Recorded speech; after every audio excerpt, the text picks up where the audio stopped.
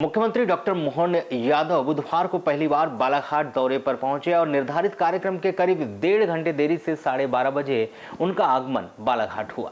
जहां मुख्यमंत्री के पहली बार बालाघाट पहुंचने पर प्रशासनिक अधिकारियों सहित स्थानीय सांसद, विधायक, नेताओं और पार्टी पदाधिकारियों ने उनका गर्मजोशी के साथ स्वागत किया। बालाघाट आगमन के पश्चात वे सीधे जिला भाजपा कार्यालय पहुंचे, जहां भाजपा कार्यकर्ताओं ने उनका तिलक वंदन कर उनका भव्य स्वागत किया। जहां उन्होंने कार्यकर्ताओं को संबोधित करते हुए आगामी चुनाव को लेकर कार्यकर्ताओं में नया जोश फूंकने का काम किया।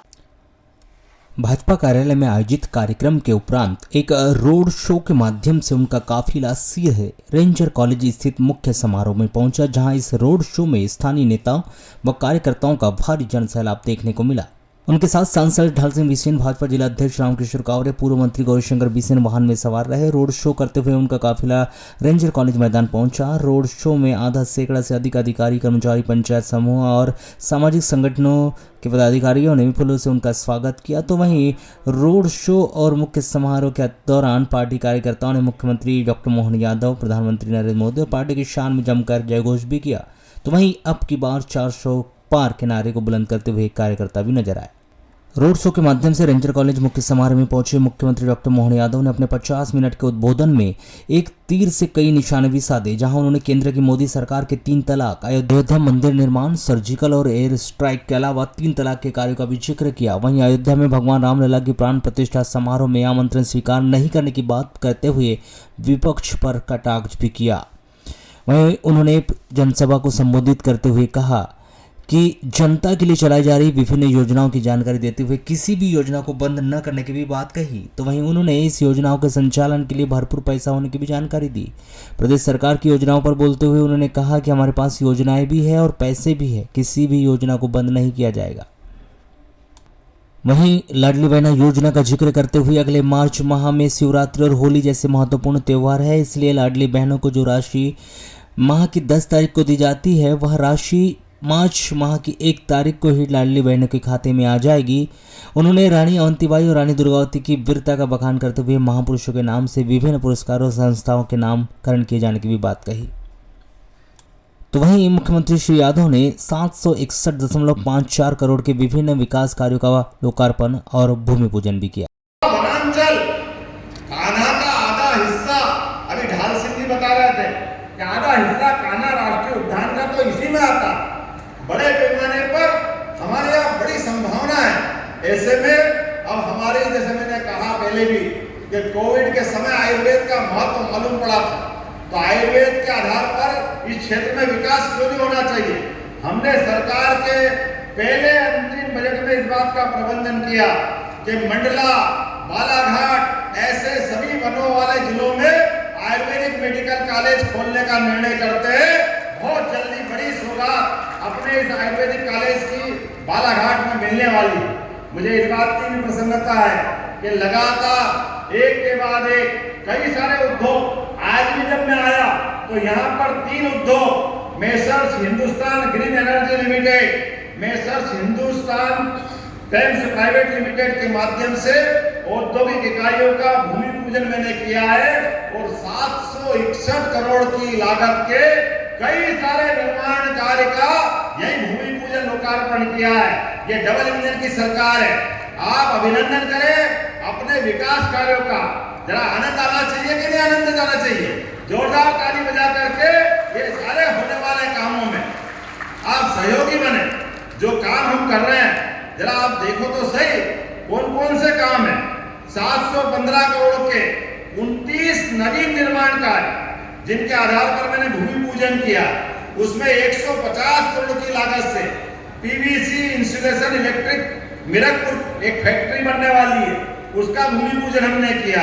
300 करोड़ की लागत से गुरु घाट या गुडरू घाट, गुडरू मैं आता हूँ पंडितों की नगरी से तो मेरे को गुरु जल्दी देखता है, लेकिन गुडरू घाट, ये गुडरू घाट में लगभग 300 करोड़ की लागत से इथेनॉल का नया प्रोजेक्ट का आज भूमि पूजन हुआ है।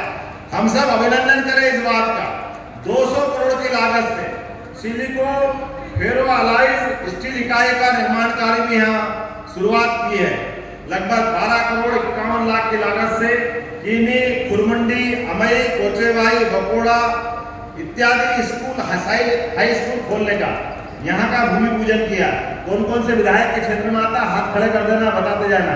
आपके इसमें भी आता है, बहुत अच्छा, ताली वाली बजाकर अभिनंदन कर सकते। 2 करोड़ 17 लाख की लागत से तिरोड़ी मलाजखंड शासकीय महाविद्यालय का आज यहीं पर निर्माण कार्य का भूमि पूजन किया जा रहा है। इस अवसर पर चंदन नदी पर झालीवाड़ा मेहदूली मार्ग में 11 करोड़ 43 लाख की लागत से वाराणसी में जोरदार अभिनंदन करें अपने इस नए निर्माण कार्य। 20 करोड़ 42 लाख की लागत से, अब नाम पढ़ूंगा तो बहुत सारे हो जाएंगे। विभिन्न ग्रामीण सड़कों का भूमि पूजन भी यही संपन्न किया है और 45 करोड़ की लागत से लगभग 45 विकास कार्यों का यहाँ पर आज लोकार्पण किया जा रहा है, जिसमें 20 नल जल योजना। आप बताइए, हमारे भाई बहन गांव के अंदर वो नल से जल क्यों नहीं पी सकते? ये नरेंद्र मोदी जी की सरकार है जिनने निर्णय किया एक एक गांव में नल जल योजना के माध्यम से प्रत्येक गांव के अंदर नल जल की इकाई स्थापित करेंगे।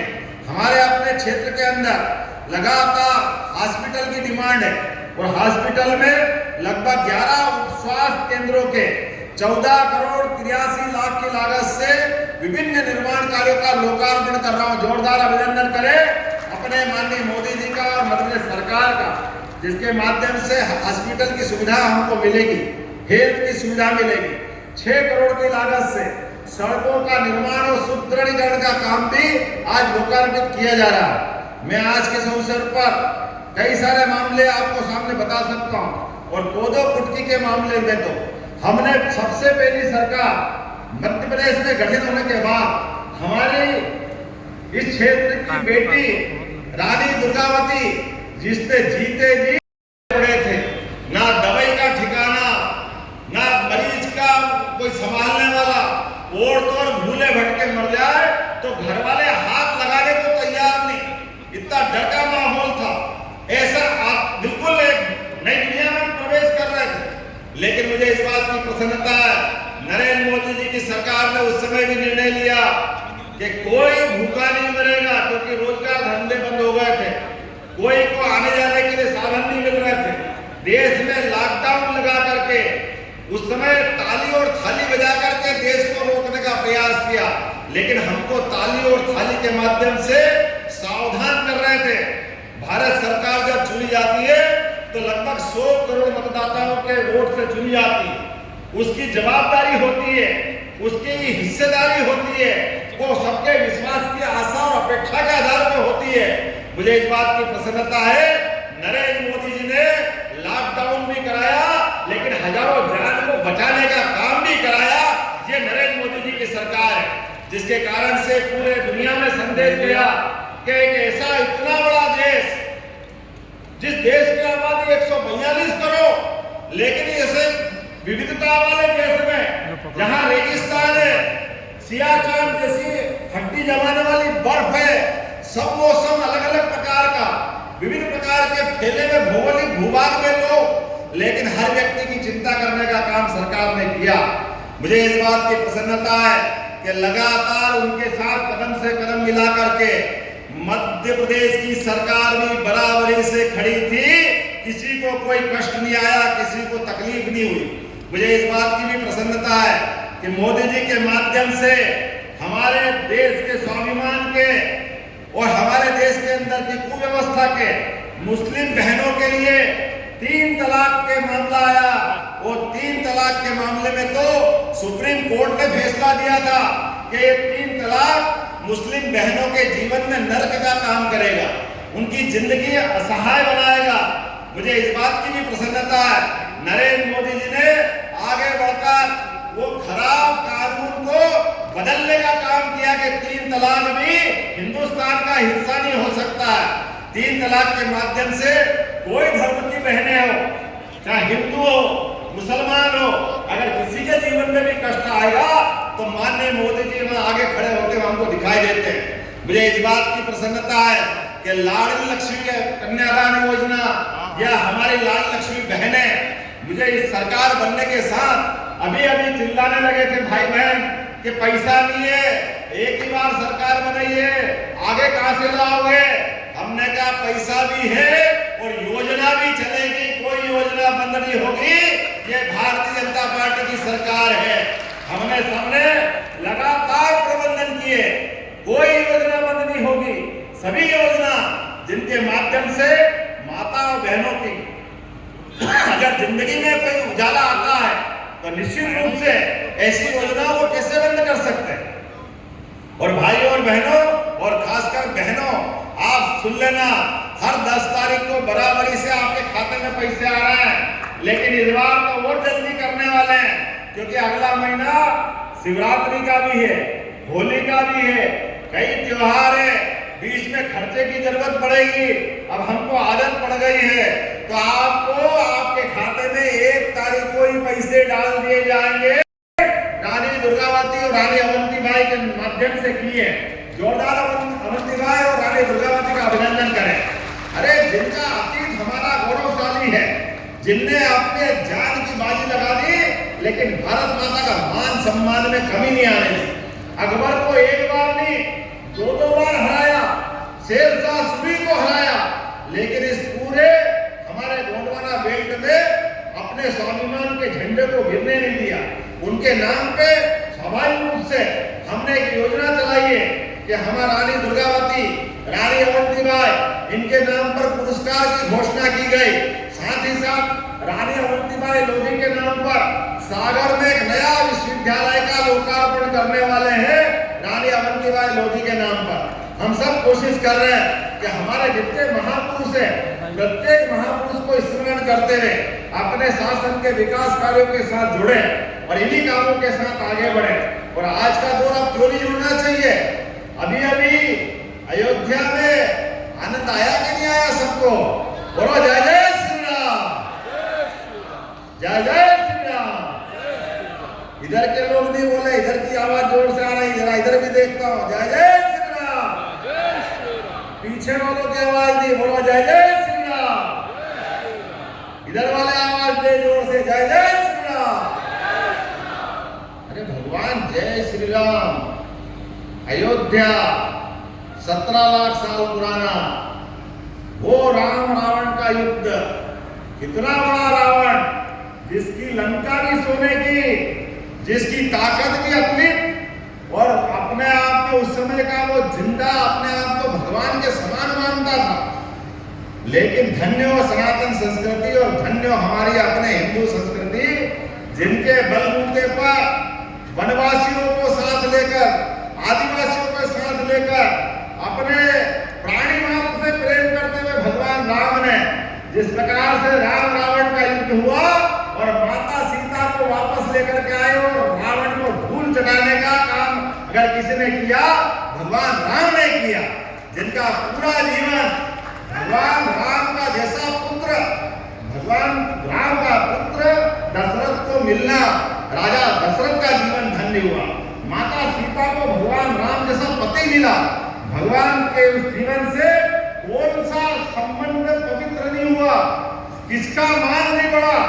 आदर्श पुत्र, आदर्श पिता, आदर्श शासक। वो शासक तो ऐसा शासक जिसने सबने सोचा अगर राज्य चाहिए तो राम राज्य जैसा चाहिए। राम राज्य की कामना सब करते हैं। भगवान राम राज्य की कामना करने का मतलब ही गरीब से गरीब आदमी के जीवन में भी सुख का सवेरा लाना, उसके कष्ट मिटाना, देश को स्वाभिमान के साथ जीना सिखाना, सुव्यवस्था स्थापित करना, इतिहास, भूगोल, हर जगह सनातन संस्कृति के लक्षण दिखाई देना। लेकिन मित्रों, बड़े दुर्भाग्य के साथ होगा तो भारतीय लोग छोड़ेंगे नहीं। ये नरेंद्र मोदी जी की सरकार ने करके दिखाया। हमारे देश के दुश्मनों से निपटते कैसे हैं? हवा से निपट सकते हैं, मैदान से निपट सकते हैं। ये मनमोहन सिंह की सरकार में थी कि देशभक्त सैनिकों के सिर काट करके लोग फुटबॉल खेलने की हिम्मत करते हैं। अरे फुटबॉल खेलने की हिम्मत तो छोड़ो, अब सोच भी नहीं सकते। नरेंद्र मोदी जी ने करके दिखाया है। किसी के बाप की ताकत नहीं करके बता दे। ये नरेंद्र मोदी जी की सरकार थी, जिस आधार पर हमारी दूसरी बार सरकार बनी। प्रचंड बहुमत की सरकार बनी और सरकार के माध्यम से जो सिद्ध करके दिखाया, जो कभी नहीं हुआ वो सब करके दिखाया।